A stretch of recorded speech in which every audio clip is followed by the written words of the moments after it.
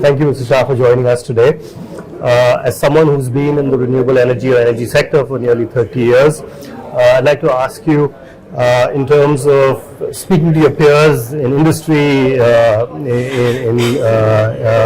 and business, what would you say would be your motivations for wanting to see the sector develop in a more responsible way, particularly renewable energy?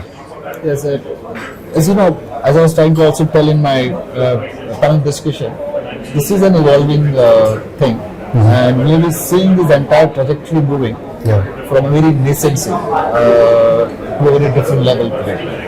And this is also true about the sector, which is till a couple of years back was a nascent in nature, but now the size is going big, and now bulk of the projects have a fair amount of investment happening from the international peers, and they also come with certain some values that we also like to look at, apart from just putting up a project, but also to have a very positive social impact, very less environmental impact.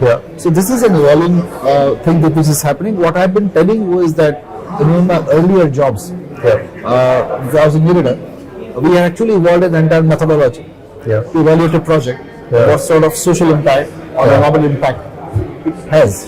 And that was one of the criteria while doing an appraisal of the project. That was evolved by various bankers across India at a global level.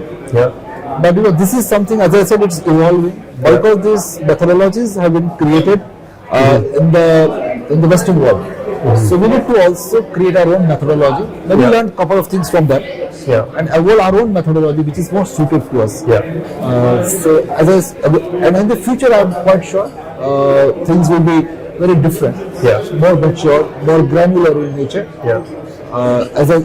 Because the very simple reason is if a project has to run for about 25 years, around 25 years in case of hydro, the investor is very keen that project runs smoothly.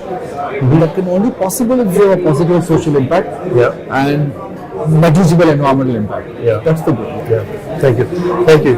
So yes, so in terms of just overall stakeholders and their viewpoints, there's recognition of the environmental, social aspects, but also there's an importance to make sure that there's contextualization within the Indian context. And I think you made that important point. Thank you. So then specifically, you've spoken about some of the things you did at IREDA, but in your kind of expert capacity, if you could speak about maybe one or two things that you'd really like to see happen in this sector that you think from a just energy transition perspective would bring positive change? So back in IREDA, what we did was we evolved a geographical tool. And I think this geographical tool is available in different bits and pieces, but essentially, there's already a map of the social impact, existing social impact, wildlife impact, environmental impact, and then you overlay with the renewable energy resources map of that. So you know much well in advance where you should advance these projects. And if you, from the map and GIS tool itself, you come to know, okay, fine, this is the sort of a social impact is going to have. So rather start designing at this juncture itself, involve the communities. More so, one particular project in IREDA, we made it sure because we thought there may be a social impact. We actually put a board over there. And the project site itself giving email ID and phone mobile numbers of IREDA official. If you think there is an issue of a social impact, obviously in the local vernacular, please let us know. So at least we had a feedback mechanism. Normally what happens, bulk of the project planning, due diligence happens in the execution side. Once the project is executed, operationalized, nobody has a look at it. But we as a lender, because we are an equal stakeholder. So we also try to create a feedback mechanism from the locals. If you have an issue, please let us know. We understand as a lender, a responsible lender. And also on a routine basis, we do have site visits from the lender's side. Look at the things at a local level, if there are any issues or not. Obviously, we had limitations in terms of what we can do, but at least we started building a database. So once a database is available, this database can be utilized for future. So you shared a very practical action. I hope all lenders, investors, and potentially RE developers can follow that example, because that's a feedback mechanism, I think, is something that can be quite valuable.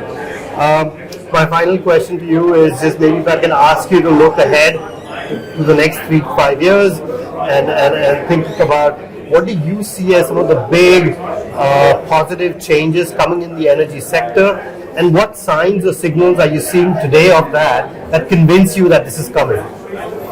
So one thing is for sure that the target of 500 gigawatt is just a stage towards the energy transition. We have a target of 2030 and 500 gigawatt. This doesn't end there. So whole idea is to keep pushing renewables, push the transition to go to the net zero target, and variety of activities has to happen because of that. For example, the entire transmission planning for 500 gigawatt happens to be in place today. It's been publicly known now. Obviously, this will keep on changing. There will be iterations in there. Then we have fair amount of power sector reforms happening to essentially ensure that these projects do come up and those electricity offtake does happen. We have a host of things that requires to be done in terms of the market mechanisms. You need to increase the liquidity in the exchange. That means you'll have to also do a fair amount of changes on to ensure the liquidity comes from the spare capacity to the market space, to create a robust merchant market, energy derivatives market. So you have to be essentially move towards more and more commercialization. And the reason is very simple. If you do that, you'll be able to reduce the risk in a project. And the risk of the project has got two imperatives. The flow of money increases, the cost of the money reduces, but at the end of the day you make electricity more affordable and easily acceptable and available to people at large. And so what you're saying is you're seeing a lot of positive signs that we're heading in the right direction, particularly towards the 500 gigawatt target. Okay. Thank you very much.